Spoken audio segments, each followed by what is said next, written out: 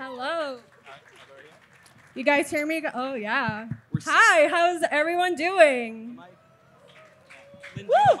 I'm really going to need a lot more energy than that because, like he said, this is probably the best panel of the whole conference. Who was here last year for this panel? Okay, Greg told me not to mention anything that happened last year. So I'm going to... Testing. Yeah, and he's right next to me, so I'm not going to say it. But yeah, this is Bitcoiner Speed Dating. I'm your host, Camilla Camden. I'm actually a Swan team member. And I love that I get to be here with this amazing panel of Bitcoiners. I'm going to sit because then this is going to be really awkward. Okay, so... Foss, this is going to be 20 minutes. I just want to check in and make sure that... just checking, buddy. Can you hold it? All good. Testing. Yes. Yeah, we were going to call this Bitcoiners Gone Wild, but that was... No. I didn't want to get fired for that one, so we went back to Bitcoiner Speed Dating. So basically what we're going to do, like Brecky said, is just get to know these people a little bit more. This is the only non-Bitcoin panel of the whole conference, and we're just going to have a little bit of fun. So I'm just going to be throwing random questions to them. They're going to answer one by one. The way that I prepped for this is I actually, 10 minutes ago, went on Chat GPT and was like, can you give me... Can you give me speed dating questions? And so maybe I've read them, maybe I haven't, which is why I apologize in advance. But before I get to the questions, if you guys don't mind going down and introducing yourselves to this amazing crowd. Hi, everyone. My name's Greg. I'm a Canadian who is very honored to be up on stage the second time around.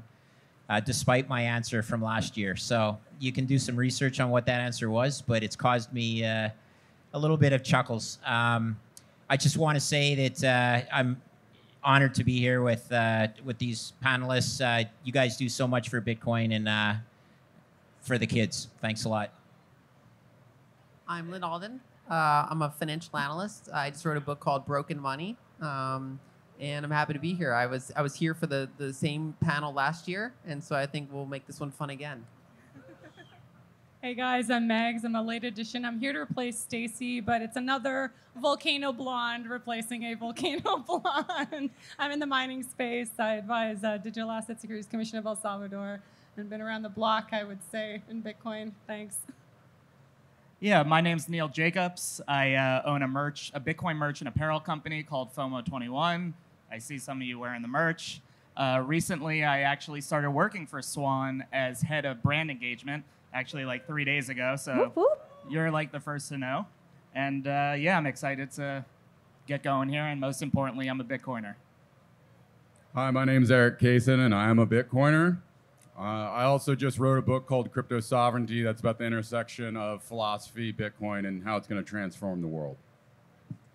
My name is Steven Lubka. I'm the head of Swan Private. I see a lot of familiar faces in the crowd, and I'm also very well known for being the sunlight and walking guy on Twitter because I walk about 10 miles a day. Do you believe in sunning everything? Sun everything. Sun nothing. You just gotta sun your balls. It works. You go out there, you get the sun, infrared light. We're gonna maximize some things. Maximize for sure. That's what we're going to do on this panel. No sunning balls on this panel, but we're going to maximize it. You didn't tell me that. Sorry. Yeah. We're not doing that. I don't want to get fired, like I said. But let's go with the first question, and Steven will actually start with you. And like I said, I may or may have not, looked over these questions. Okay. What's the most rebellious thing you did as a teenager that you never told your parents about?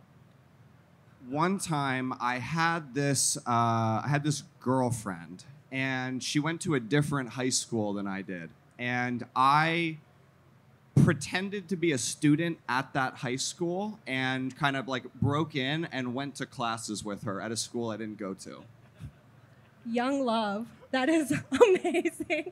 Erik, what's the most rebellious thing you did as a teenager? Because I know you're probably done a lot of rebellious things.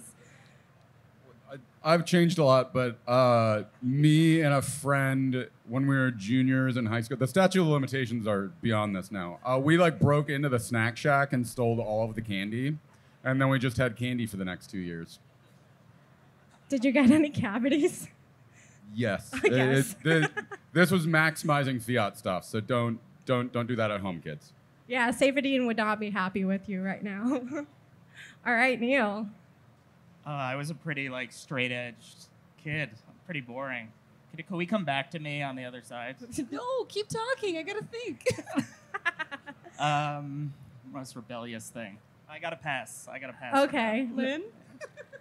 I'll do it. So actually, like Neil, I was kind of straight edge, but a lot of humor I think comes in like funny contrast. Like there's always like a movie where there's like two people that are opposite. So like I had a neighbor friend, and he was completely crazy, and like his best friend was like a pot dealer. And his mom was like never there. This was like a trailer park, and like it was just kind of that particular household was just insane. And I would just go there after school, and like my dad didn't know that like the crazy things were happening over there, and I was just kind of chilling there. And so like they'd have backyard boxing, and like I would do it sometimes. I was like, okay. And then it's like that. Well, that's Jim. That's the drug dealer. He's cool. And like one time they had to like change their furniture and stuff, and they were just gonna get rid of it, so we just chopped it up with swords.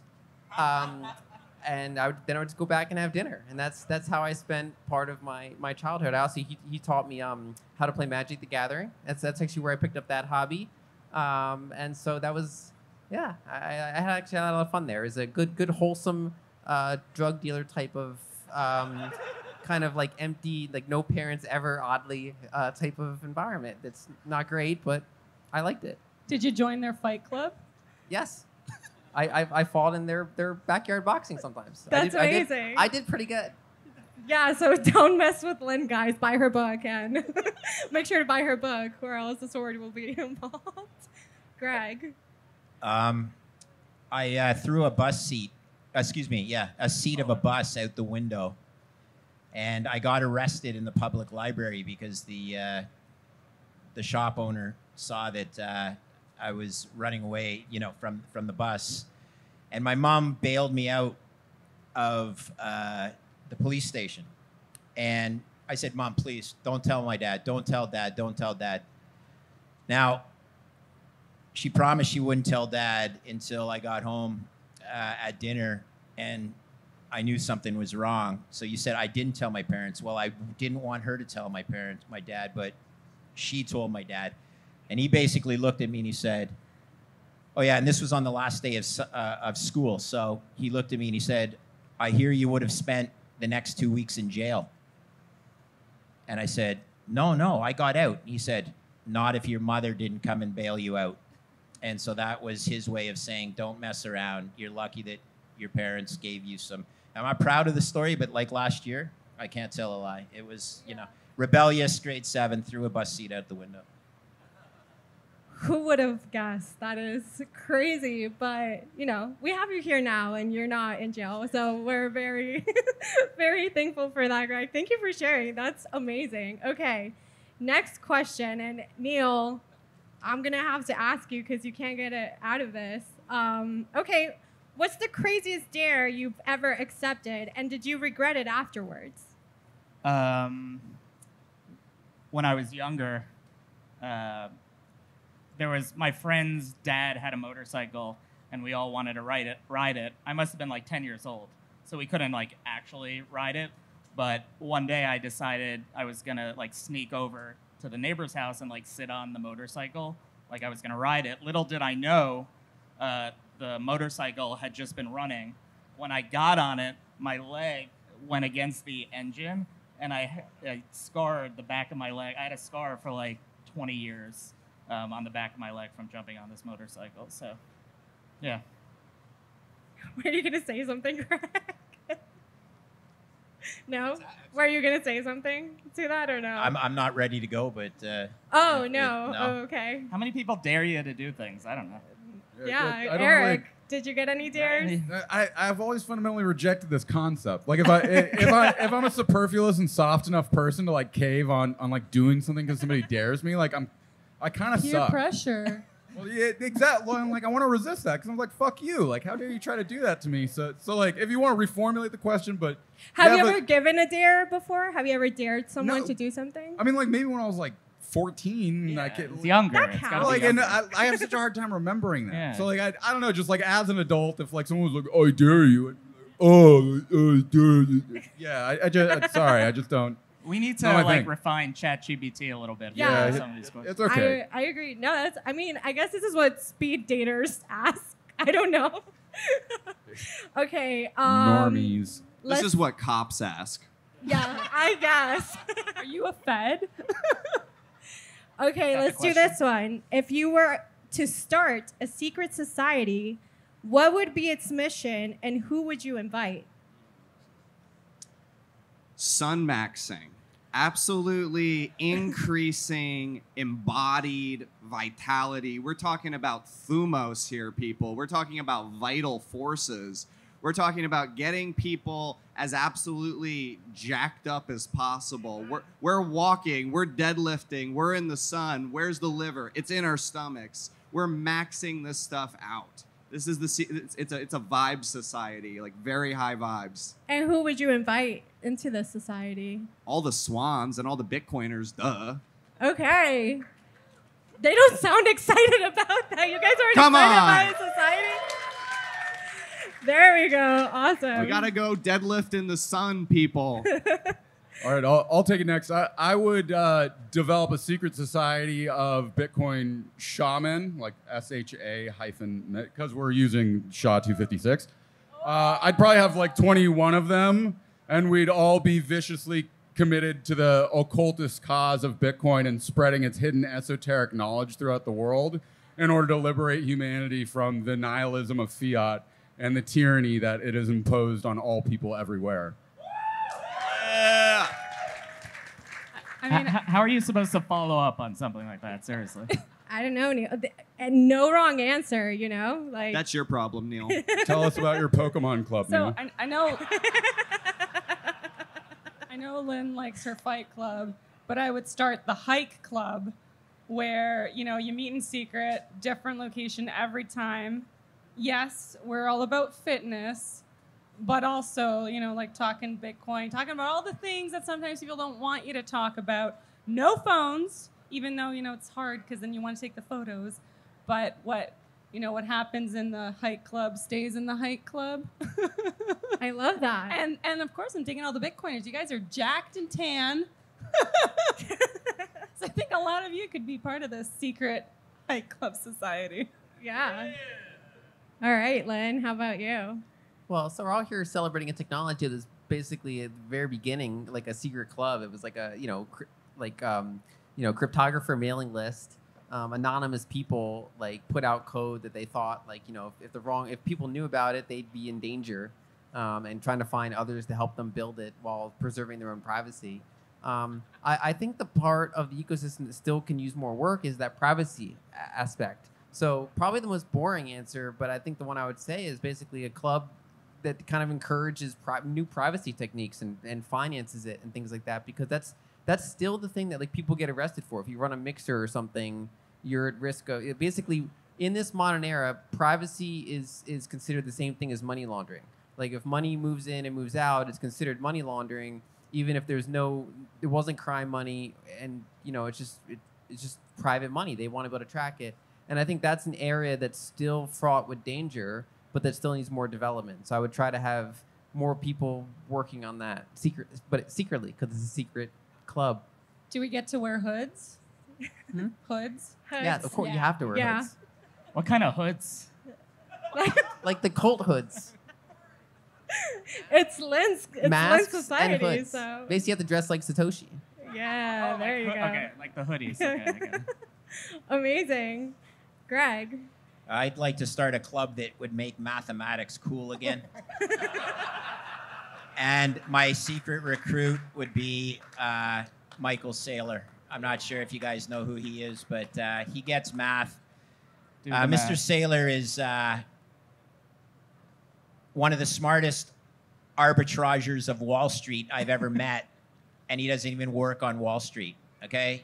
I'm saying this because it's actually so true that very few people would appreciate it. But he has arbed Wall Street successfully 3 different times, better than probably the best hedge fund managers that I've ever met. So why? Because he understands mathematics. He understands risk and probability analysis. So make it cool again, guys, for the kids. It's okay to be good at math. Yeah. I love that. Is it 11th grade math or? You know, mathematics is the base layer of language, right? So you can start in kindergarten and you can go all the way to a PhD in mathematics, and every bit adds value. So yeah, it doesn't matter. Amazing. But the debt spiral is 11th grade math. Yeah. Yeah. That's what you get. Well, I'm hoping we all get invitations to all these secret societies, and then we won't ever talk about it again because, you know, it's a secret.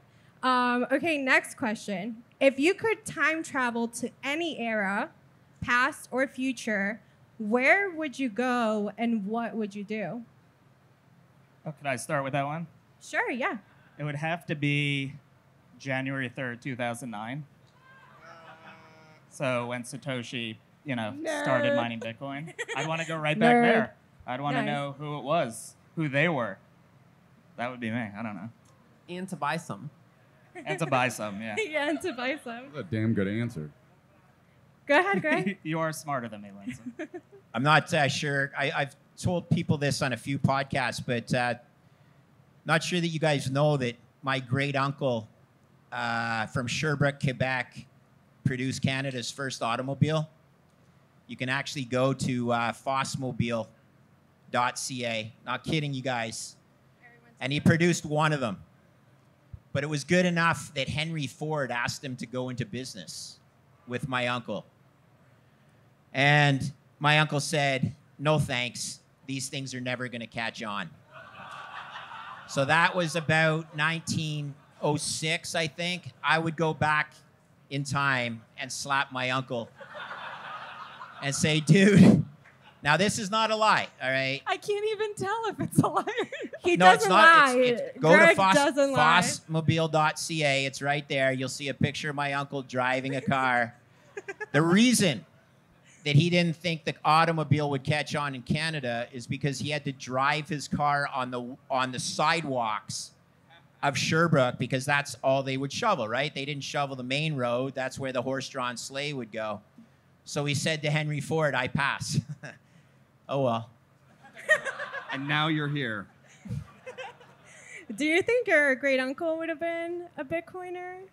I'm not sure about my great uncle, but 100% my granddad would have been. I could tell a story about that as well, but 100%. So, in that era, my granddad 100% would have been a Bitcoiner. Yeah. Well, I'm sure your great uncle would be proud of you today for not passing on Bitcoin. So kudos I to view that. it as the same sort of thing, right? Yeah. Like you get a few of these chances in your life, and this is one of them. I sincerely believe that, but I don't look negatively at my uncle, and he did what he thought was right. But that's a family legacy that I can just imagine that I'd like to turn around. Yeah, that's crazy. Duty calls. I have another talk. It was awesome. Yeah, give a round of applause for Steve. Good work, Steve. All right. Yeah, go, Mac. All right, so I am a Trekkie. Live long and prosper. Actually, it's never been a better time to be a Trekkie fan because, boy, are there a lot of cool shows now. But so in that light, I would actually travel like 1,000 years in the future because I think it's quite sad that we are born in an age where we cannot, travel across the stars. So I'd like to go to a place where we actually, when I could, visit other worlds. And I think that would be pretty fantastic. And also, see, where did humanity go? Are we still here? Is Bitcoin, still here? So I think that would be pretty freaking cool. Yeah, I love that. Erik. I'm going to go to the end of entropy. I want to get to, the end of time. Or we can go the other way, or the beginning. However far forward or back I can go, I want to go to the extreme end of it. That I wouldn't expect another answer from you, to be honest. I'm just curious where it's gonna drop me off. Yeah. Because if I go to 2033, I'm gonna be like, shit, this is uh-oh. So, same thing if I like only go back to like, the year like 3000 BC, I'll be like, fundamentalist Christians were right. Or interesting. You know what's interesting? I'm really surprised that none of you guys said the Roman Empire. But okay, we'll give it a pass. You would go to the Roman Empire? No, that's clearly what you would have said, though. No, I thought of one of the guys, because apparently guys just think about the Roman Empire for like I don't know how many times per week. That went through my permutations, but like Neil had such a great answer there. I had to like rethink my whole life because like he's now Satoshi. So what am I gonna do? Yeah, I guess find the end of time. That's actually pretty I good. would go back to January 2nd and release the code myself. Oh my gosh, okay, this is a really good one. If you were a supervillain, what would be your evil plan to take over the world? Erik is ready. I would convince people that the world is entirely materialistic and there is absolutely nothing beyond this place. How is that evil? Think about it. No, that sounds like positive. No. No? Evil villain. Yeah, I would conspire to like end all fiat currencies so something else could replace it. I actually, for a long time as an early teen, really I kind of wanted to be a supervillain. Nice. I dreamed about like the volcano layer. I know it sounds silly, but I was like, no, I want to be someone important. And for some, like the villain always gets like, yes, the hero is lauded, but like the villain creates this plan and it's always like the whole world is like, oh no, they're important. But I never got to the point of like how I would take over the world, just like I wanted to take over the world. And then as you become an adult, your scope kind of changes. But I think we're all still trying to change the world in our way. Bitcoin mining is being one. But yeah, so it's a funny story. There you go. Well, I'm glad you're not a supervillain because I don't want to be scared of Mags. You have an answer? Oh, Lyn. Has anyone here read the new, it's a free book, The Great Taking, I think it's called? Anyone read it? Someone over there did, yeah. Yeah. So like this hedge fund manager wrote about it, and it's like the latest in like Illuminati news. If you're worried about the Illuminati, basically the idea is like all the legal structures for how we own things, like securities, like equities, bonds, cash in the bank, all the stuff that like decades or a couple centuries ago used to be like just held in your name. Now everything's kind of gradually been shifted more and more towards like you own an entitlement to a security. You don't actually own the security. And all these legal structures are in place. And the idea is like they're going to then like rug pull everything, like basically just cause everything to collapse. And when that happens, like the biggest owners of things, like the JP Morgans of the world end up owning all the securities, like this, tens of trillions of dollars of securities that everyone just got rug pulled from. And that's kind of like this. It's like I was like, I can't really beat that from like a financial angle. Like it's like literally you build this gigantic debt bubble, change all security structures so that in the event of a crisis, it all goes to the major banks, and then just like let it all kind of deflationary collapse and everyone kind of defaults, and then it all gets rug pulled to them.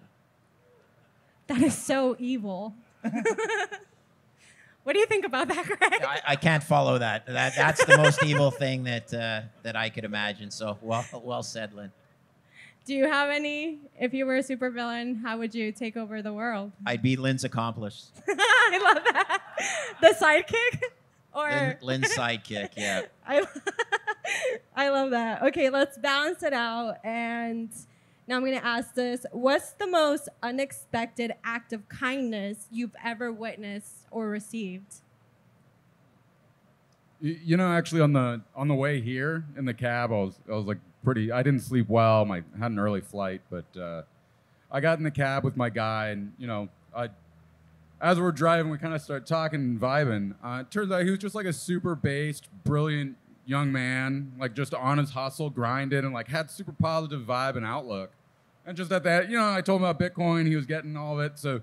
Just when he dropped me off, it's like a $40 cab ride, and I was like, fucking $40 tip, like that was a great conversation. Just send him off on his way. So I just thought that was a localized thing, and it was just such a great way to start this whole week, and in remembering that like this is really about all of us and kind of having these conversations and understanding what we can do when we're open to each other like that. So.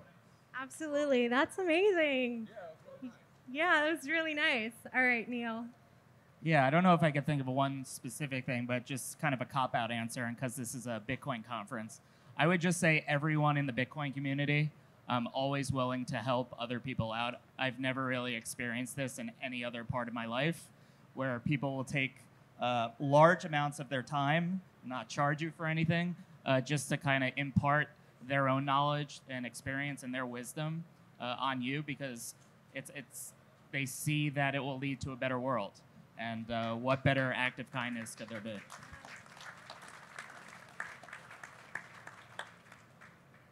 Mags. I think for me, what always hits home is, as an animal lover, is anyone that either rescues or takes care of an animal. Because like humans, we act sometimes like we're doing something kind, but it's to like benefit ourselves. Maybe this person will scratch our back down the road or something, but an animal, it doesn't really work that way. So I think anyone that has that compassion, and I think it's important to instill that into our kids, that if you help an animal, like not expecting anything in return, not putting it on social, you know, I deeply respect you. Very nice. Lyn. So when I was a kid, there was a period of time where I was living with my mother, and we were actually homeless for a period of time. Like we were in a homeless shelter, then we were actually in a car for a few months, and there was this one lady that just like literally just cooked us like a home cooked meal, and just gave it to us. And so instead of just like, you know, giving someone $20 or something like that, it's like actually just cooking them like a healthy full meal and then giving it to us. So I think that's mine that kind of came top of mind. Shout out to that lady, because it's amazing, yeah. How you can just do something that can change your whole trajectory and how you have the outlook in the world, right? Like, yes, there is kindness out there, and that's what we're fighting for, to kind of spread that. Greg. Exactly. Yeah, I'm just going to build on Neil's. I have never been involved in a community like the Bitcoin community where you guys are so honest. I've received countless messages of support. When I divulged to the community that I wrestle with some mental health issues, you wouldn't believe how many people reached out to me to give me support. I framed some of your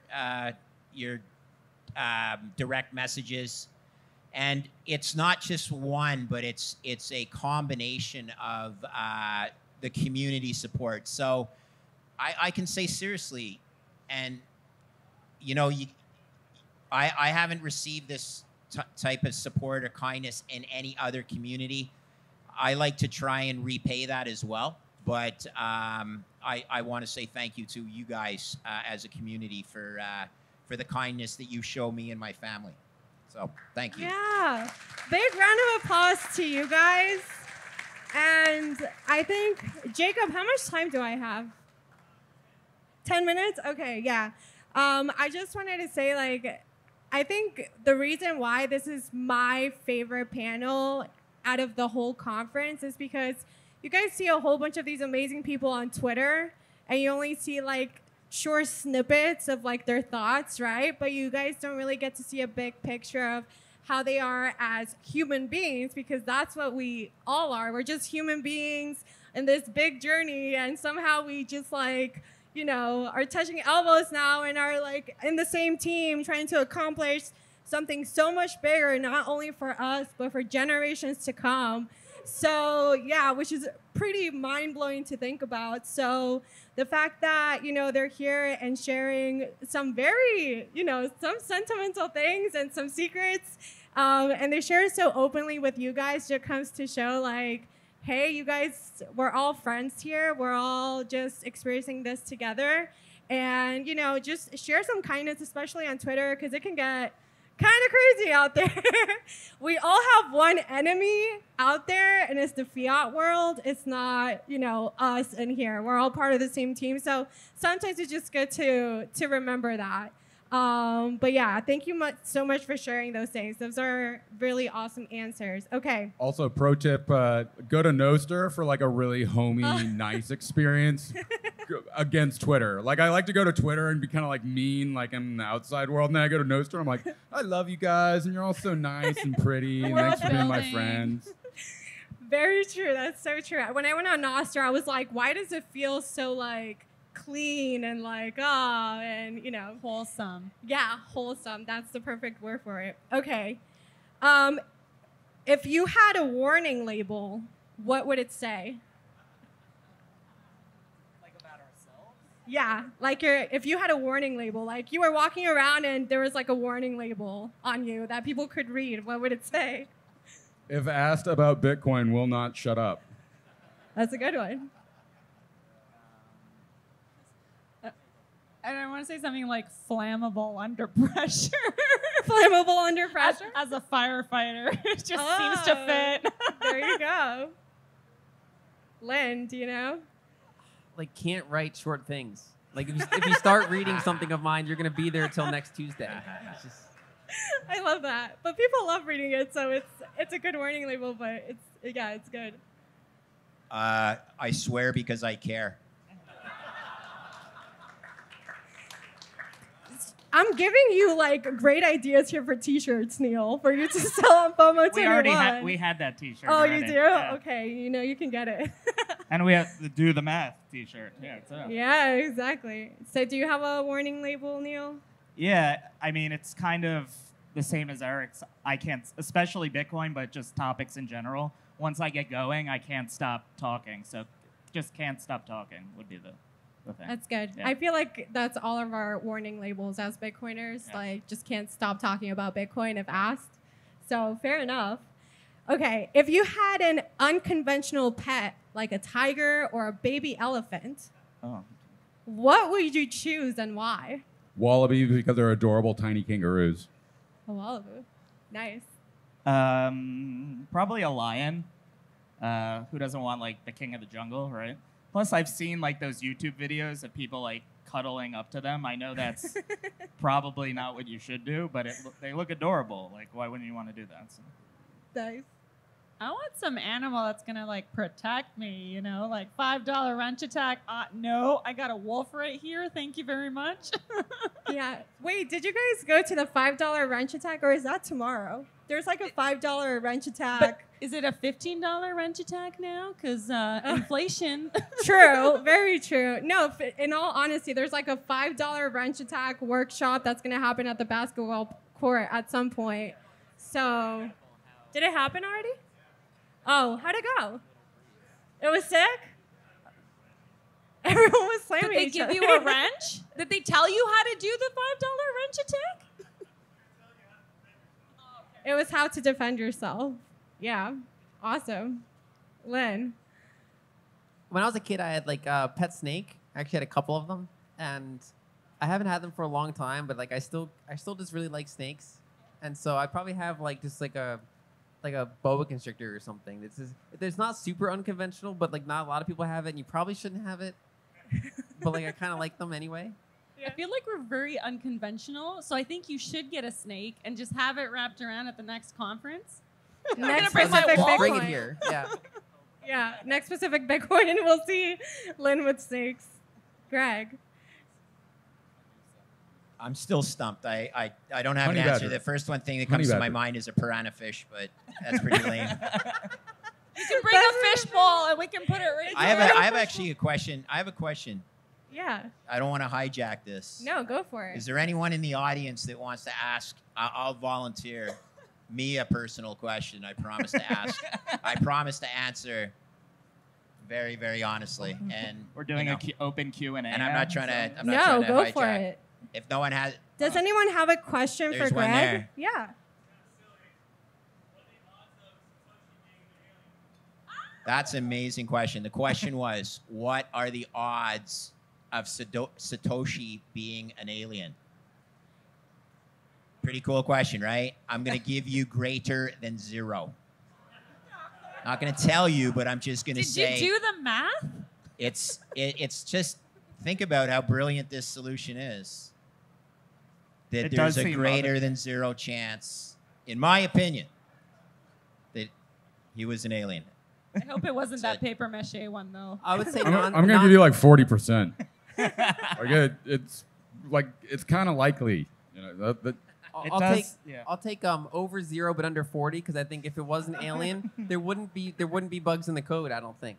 So the fact that it was like, but they didn't speak. It wasn't their native coding language. You know, like Maybe. they're gonna I make figured pretty if basic if errors, they can get right? all the way here, I think they could have made it bug free, unless they left bugs in there just so we wouldn't like Suspect assume them, yeah. I'm just saying it's like a translating issue more than like them not being brilliant aliens. That's all. I think time travel's more likely, but we'll go there another time. That's a great question. Any other questions? Any of you guys want to ask? Okay. Brecky's got a question. Damn you, Brecky. How- Well, look, like it is a black hole. It's like consuming energy more consistently, and there isn't a theoretical upper bound of how much energy we could put into Bitcoin. So technically, couldn't it actually be a black hole that they use to then send information back in time? Because in string theory, you could send information back in time, if I'm not mistaken. So I'm just saying. But did he go back in time so that he could amass Bitcoin? Or did he do it out of the benevolence of his heart? Or 5 hearts, however many. It had to Elon be has. philanthropic, or else he would have spent like the original coins, right? I mean, he could be a dog too. Like, He that's could be possible. a A dog. dolphin. They're pretty smart. Yeah, so I really appreciate this line of questioning because it's really important that like we need to remember Satoshi was a being, but we're not necessarily sure he was a human being. So Satoshi was Lyn's pet snake from her childhood. I think if it was a time traveler, all the soft forks that are eventually put in would just have been there from the beginning, and it would be bug free. It's like I think You're that so logical, and unless again we're like he's throwing us off by saying like it's pretty good, but it's not like we got to get it out there quick, guys. Just like ship it.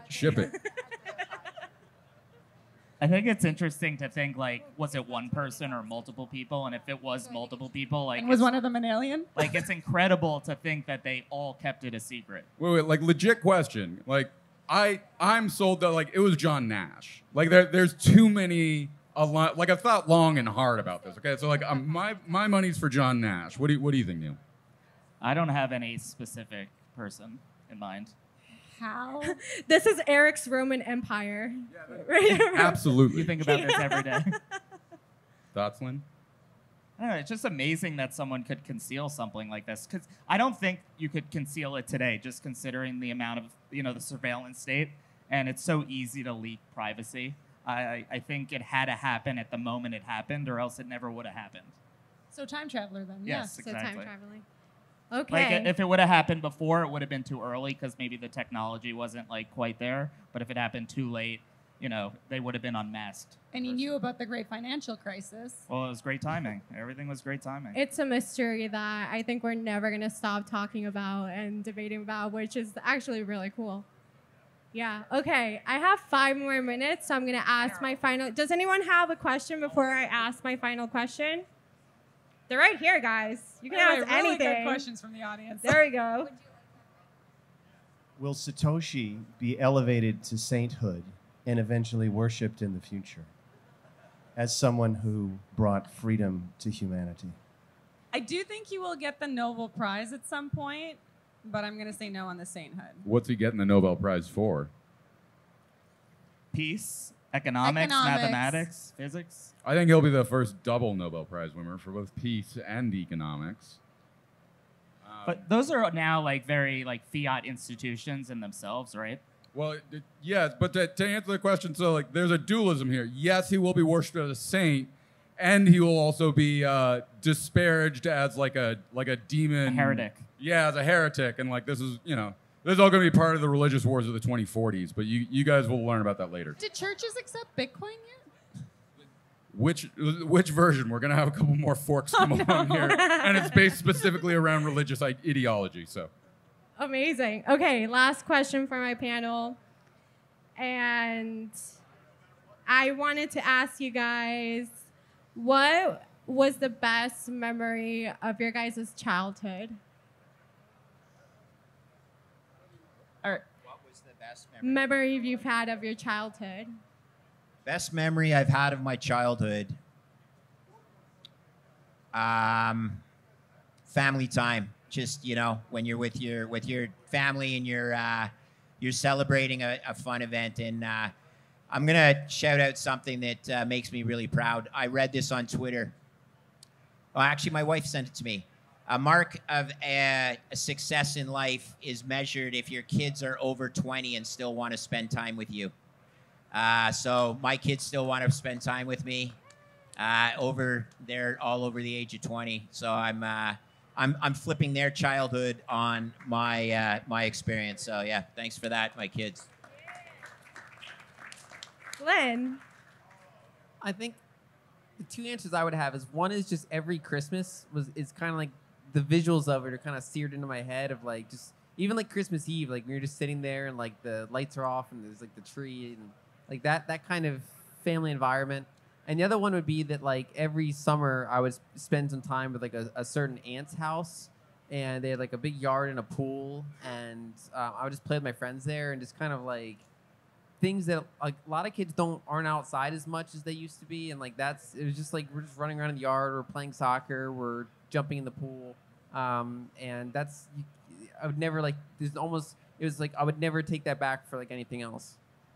I love that. Yeah. I agree with you. It's so important to be outside. So my favorite memories are spending time in Poland with my grandparents in the summers, where they have this beautiful acreage, like, and she had chickens, and I remember running around with a chicken under each arm, and they had bees, and I would help my grandpa get the honey, and it makes me want to have chickens and bees and have my own, homestead. I think it's a lot of Bitcoiners want acreage and to sort of be self-sufficient. So I think, instilling that in your children, having them wanting to be outside, having them to want to have farm animals is a pretty cool thing.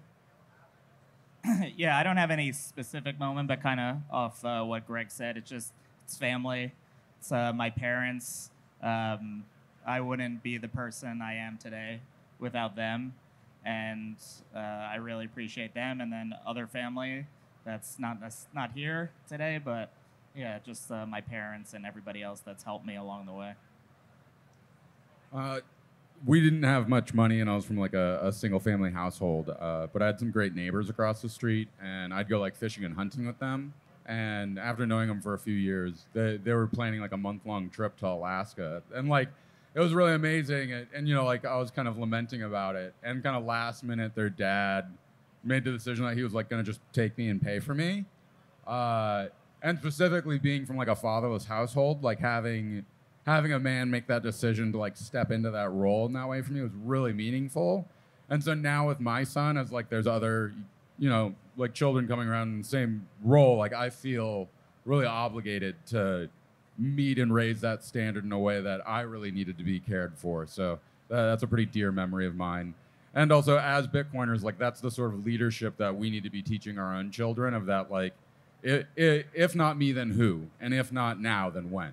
So Exactly. And we have a tool now that allows us to create the world that we want to live in and that we want our kids to live in. And we just have to take it super seriously to continue this legacy. And I don't know if, for those that were here last year, I was a very pregnant lady that was on stage. And it was like even more awkward when I was doing this panel. But now I have my baby right there. And it's just like a full circle moment that, man, time flies, and still continuing on this mission, and I plan to for the rest of my life. But like we're doing this for the new generation, for the kids, and the fact that I get to be on stage here with you guys and to be here with all of you guys, because all of you guys are very important in this mission as well. I'm just super thankful. I want to give you guys thanks for just continuing to spread the word. Don't stop, because I feel like we are the only hope that this world has. I'm not trying to be pessimistic. I'm like the most optimistic person, but just continue what you guys are doing. Continue to learn. There's so much work to do, and each and every one of you are leaders in your own way, in your own community, in your own families. Like Erik said, like be the leader, the Bitcoin leader that your family needs, even though if people think you may be crazy or whatever, like they're going to come around, because I know we're going to win on this journey. So a big round of applause to all of you guys for being here in a bear market, which is crazy. But yeah, just want to thank you guys and thank everyone here. Big round of applause for these guys. And we'll see you around. I hope you guys continue to enjoy Pacific Bitcoin. Oh, hi. Do you have your ticket to the next Pacific Bitcoin Festival? Join us as we shine a light on the best of Bitcoin and Bitcoiners. Visit pacificbitcoin.com for the best deal on tickets now.